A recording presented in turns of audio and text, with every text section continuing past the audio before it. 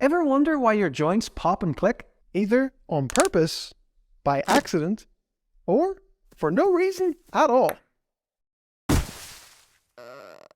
Most of your joints contain a thin layer of synovial fluid which helps to lubricate them. When the space between a joint increases suddenly, like a pull of the finger or a twist of the spine, a little bit of gas gets released in the joint capsule, causing a bubble. That's why you can only get a couple of clicks on something before it would stop happening. Nothing is being realigned and there's no bones directly rubbing. It's nothing to worry about as long as nothing is sore whenever it happens. So never fear, you're not crunchy.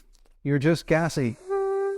Regular full joint movement and stability exercises should see your cracks and pops reduce a little over time, but that's just stuff that you should be doing anyway. Check out our full blog on pops and clicks at tommorrison.uk.